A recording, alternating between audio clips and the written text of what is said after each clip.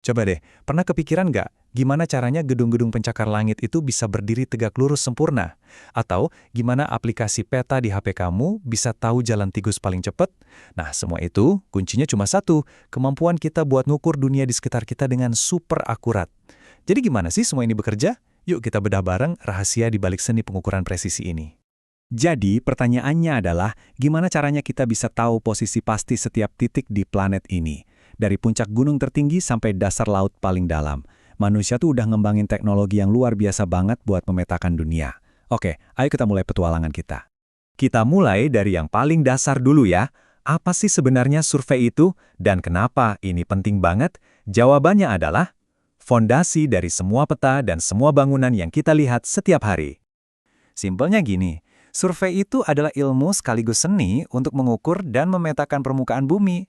Tanpa ini, wah, kita nggak bakal punya peta yang akurat, nggak ada batas tanah yang jelas, atau fondasi yang kokoh buat proyek-proyek konstruksi besar.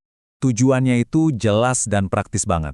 Semuanya berawal dari ngumpulin data mentah, di mana lokasi sebuah titik, berapa jaraknya dari titik lain, dan seberapa tinggi posisinya. Data penting inilah yang nantinya jadi semacam cetak biru untuk merencanakan kota, membangun jembatan, sampai mengelola kekayaan alam kita. Sekarang kita masuk ke jenis-jenisnya. Kita bakal lihat dua metode yang paling umum, tapi pendekatannya beda banget. Yang satu dilakukan langsung di darat, sementara yang satunya lagi ngandelin sinyal dari luar angkasa.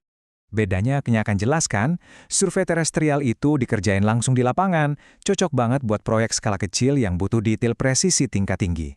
Nah, sebaliknya, survei GNSS itu pakai jaringan satelit, jadi jauh lebih efisien buat memetakan wilayah yang luas banget. Yuk kita lihat lebih dekat survei terestrial. Coba bayangin seorang surveyor di lapangan bawa alat canggih namanya theodolit atau total station. Anggap aja ini kayak busur derajat dan penggaris versi super canggih. Alat ini ngukur sudut dan jarak dengan presisi yang luar biasa. Makanya ini jadi metode andalan buat nentuin batas tanah atau mastiin fondasi bangunan itu pas banget di tempatnya. Lanjut, ada GNSS atau Global Navigation Satellite System. Ini jauh lebih besar dari sekadar GPS di HP kamu loh. Bayangin sebuah sistem global yang terus-menerus mendengarkan sinyal dari berbagai konstelasi satelit. Bukan cuma GPS-nya Amerika, tapi juga GLONASS-nya Rusia dan Galileo-nya Eropa. Dengan menggabungkan sinyal-sinyal ini, kita bisa nentuin posisi dimanapun di bumi ini dengan cepat. Nah, inilah teknologi di balik pemetaan jalan tol modern dan proyek-proyek skala raksasa lainnya. Oke. Selanjutnya, kita bakal jelajahin dua bidang yang lebih spesialis lagi. Gimana cara kita memetakan dari atas pakai gambar, dan gimana kita memetakan dunia yang nggak kelihatan di bawah permukaan air. Di sini kita lihat lagi perbandingannya. Fotogrametri itu medianya foto dari pesawat atau drone, dan hasilnya bisa berupa model 3D dan peta yang detail. Di sisi lain, hidrografi itu fokusnya di area perairan, menghasilkan peta dasar laut yang penting banget. Fotogrametri itu, pada dasarnya, kayak nyusun puzzle 3D raksasa dari ribuan foto udara. Setiap foto itu satu kepingan puzzle. Nah, pas semuanya digabungin secara digital, jadilah sebuah model lanskap 3D yang akurat banget. Teknologi ini benar-benar ngubah cara kita memetakan area yang berbahaya atau susah banget dijangkau. Keren kan? Sekarang kita pindah ke dunia bawah air. Survei hidrografi ini tugasnya memetakan apa yang nggak bisa kita lihat. Pakai teknologi sonar yang mancarin gelombang suara, surveyor bisa melihat bentuk dasar laut, sungai, dan danau. Peta kedalaman ini krusial banget loh, bukan cuma buat nuntun kapal-kapal besar biar aman, tapi juga buat memahami ekosistem laut dan melindungi garis pantai kita. Oke, setelah ngukur sana-sini, terus hasilnya apa? Nah, sekarang kita pindah dari proses ke produk akhirnya. Gimana caranya? Data-data mentah tadi diubah jadi sesuatu yang benar-benar bisa kita gunakan.